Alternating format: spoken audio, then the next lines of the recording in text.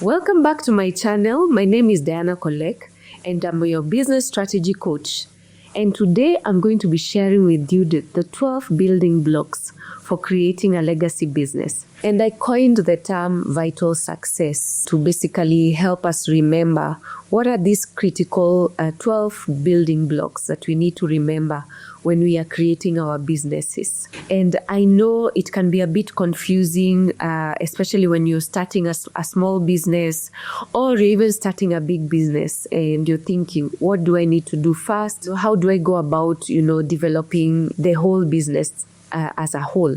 So these 12 building blocks are going to give you a systematic, sequential kind of methodology that you can use to be able to build your business and build it and transform it into a legacy business.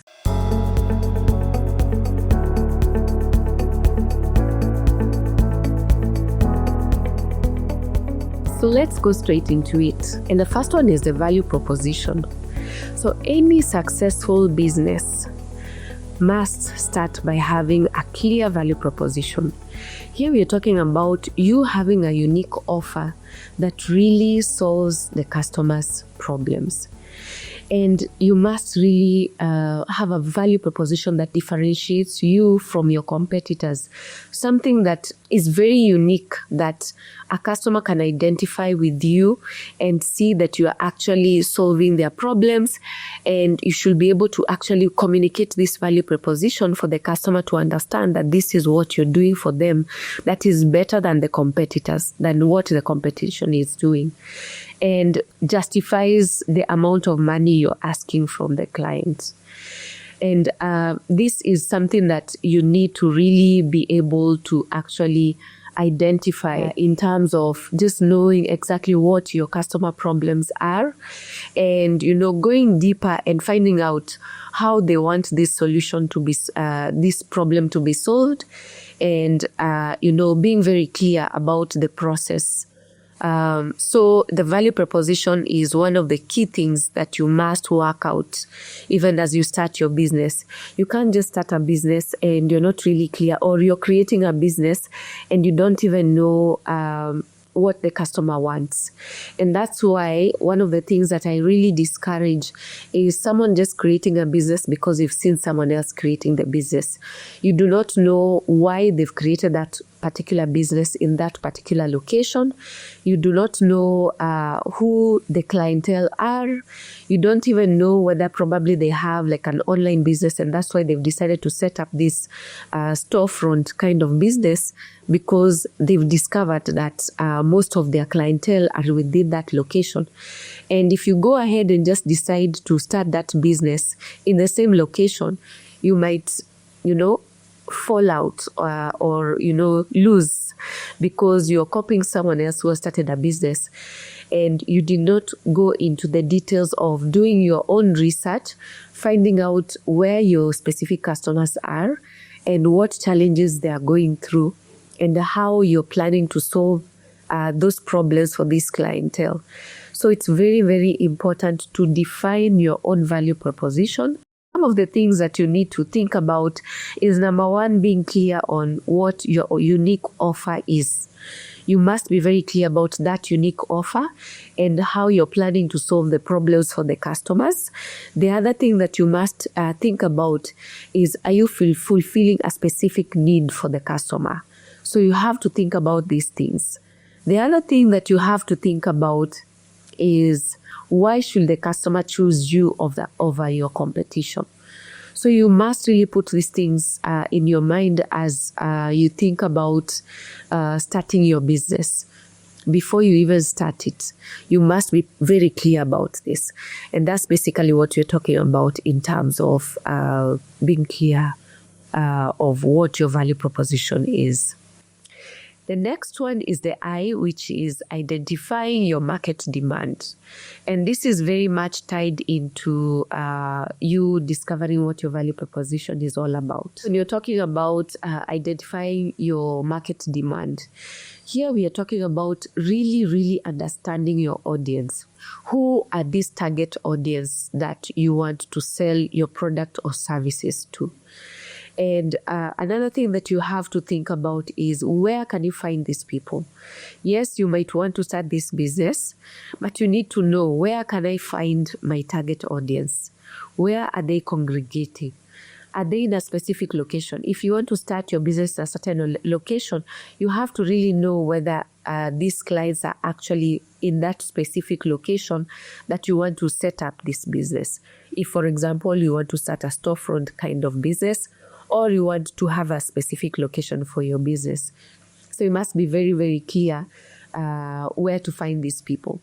And you have to also identify, do you have a critical mass that will enable you to actually start a business that will be sustainable?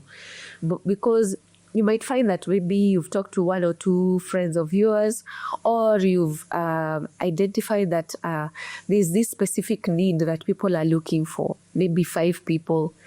But you must ensure that you've done extensive research to ensure that you have a critical mass of people who are really interested in the solution that you are offering. Yes, you can, be able to solve a specific problem, but do you have enough people to justify you to start a business out of that idea that you've come up with? So it's very, very important. Other things that you have to think about include, doing some proper research on your market. You must understand your customers' pain points, and you must be able to validate that these people are actually willing to pay for that specific solution. So that is very, very critical. Even though you've identified that they have that specific need, but for what you want to create, the solution that you want to create for them, are they willing to pay for it? Because if they're not willing to pay for it, then it means you do not have a business. It reminds me when I started my business, Evoke Global. My company has really evolved. I've been able to do quite a lot in terms of pivoting and changing the business in different ways. So when I started the business, what I was thinking about is working with young people and providing them with personal development kind of coaching. So at that particular time, I was working in a university setup, and I realized that there were so many things that the young people were going through that I needed to help them with. And I created a business out of that. And what I came to discover is, yes, the students, they might have the money, but is it a priority for them to actually pay for personal development coaching? And I really realized that quickly. I started it, and I tried to put out some products out there in the market. And I realized that students are available and they are willing to learn from you. But the biggest challenge was they were not willing to pay for that solution. I even went to reducing the price to up to 500 shillings per session for the services that I was offering for the coaching. But very few of them were willing to pay. They would rather, use that money for their own fun and, enjoyment, as compared to paying you to coach them through certain challenges they were going through. So that is very, very important. And I had to pivot my business and change it as quickly as possible.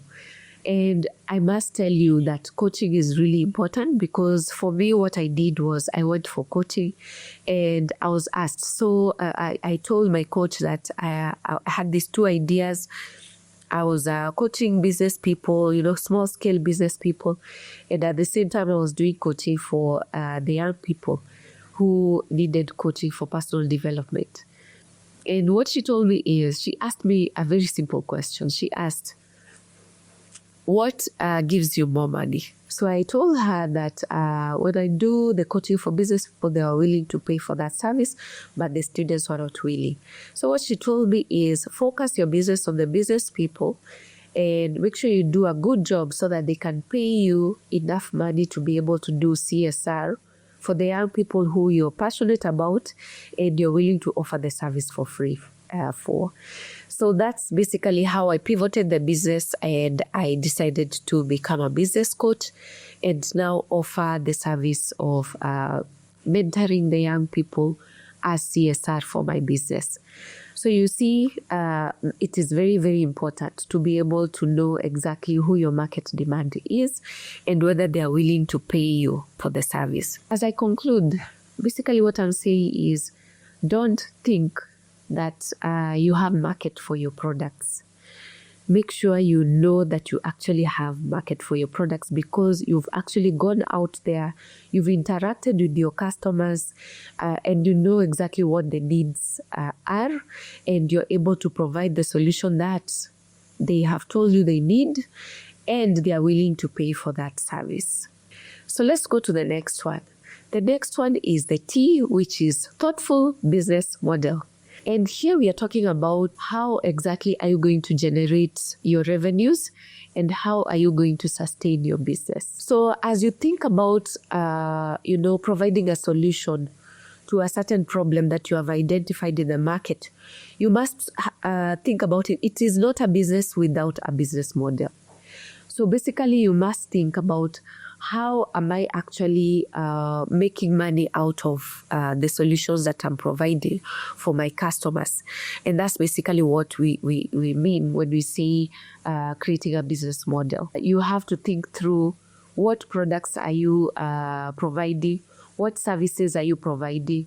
Are you going to ask people to pay you? Is there a subscription? Let's say, for example, if it is a service business, do you want people to subscribe to your services? So as an example, you would find that someone has built a YouTube channel, and one of the revenue streams that would actually be part of their business model is, number one, probably the monetization aspect. You'd find that if someone has so many followers and they've been able to create a certain following from a certain maybe demographic, they would go to a company and ask them to sponsor some of the videos they have, or some companies can actually advertise on that channel because they are sharing they're sharing the customers, or the subscribers are actually the customers for a specific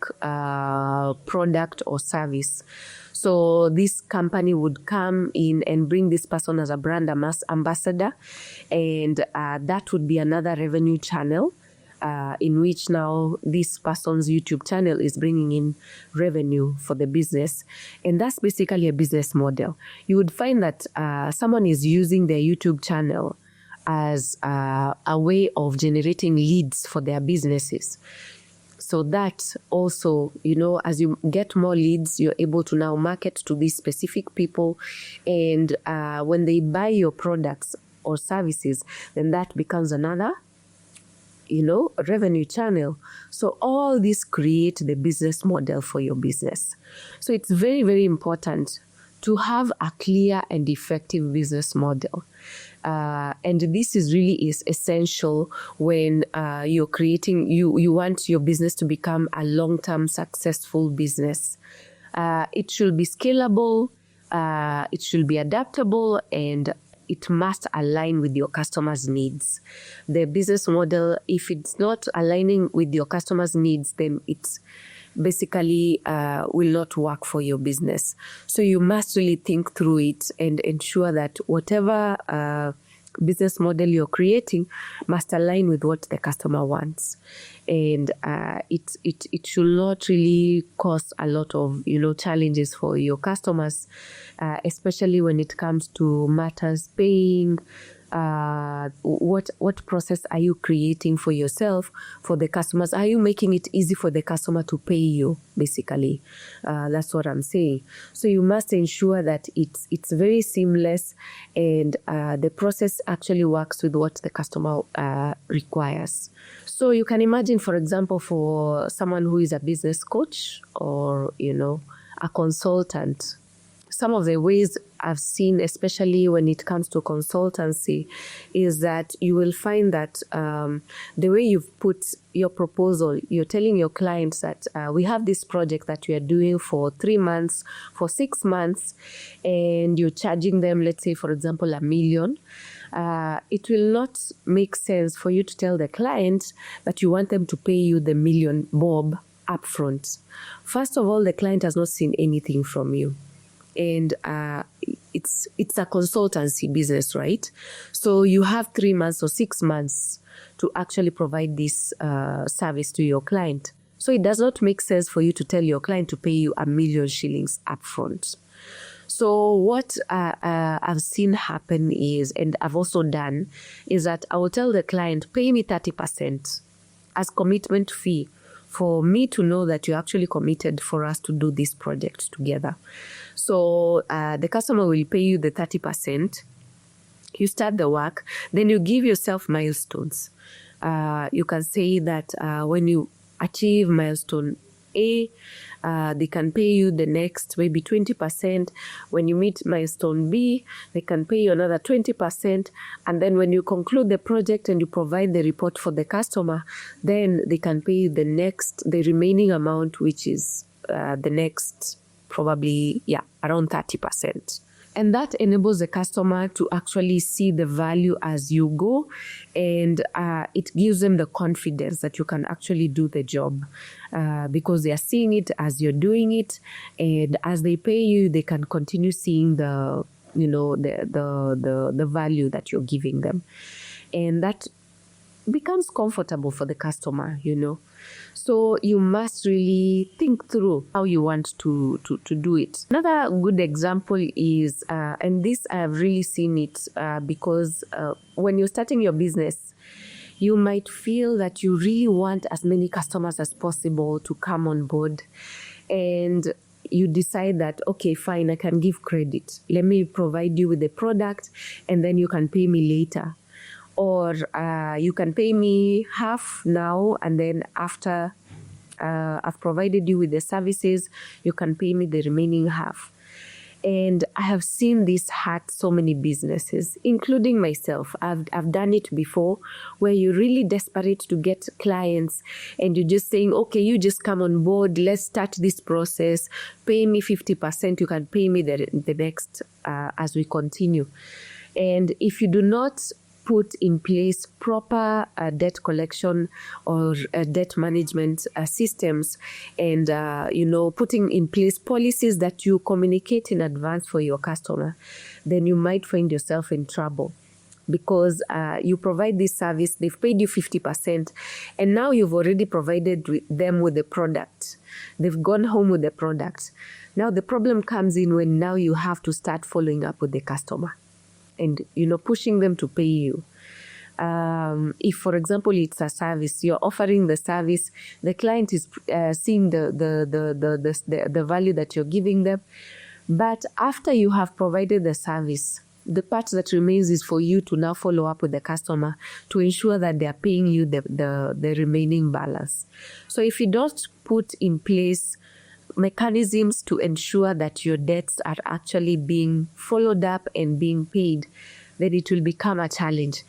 I remember some time back, I did the same thing, and I realized that in my books I have some bad debts, because these people didn't come back and pay.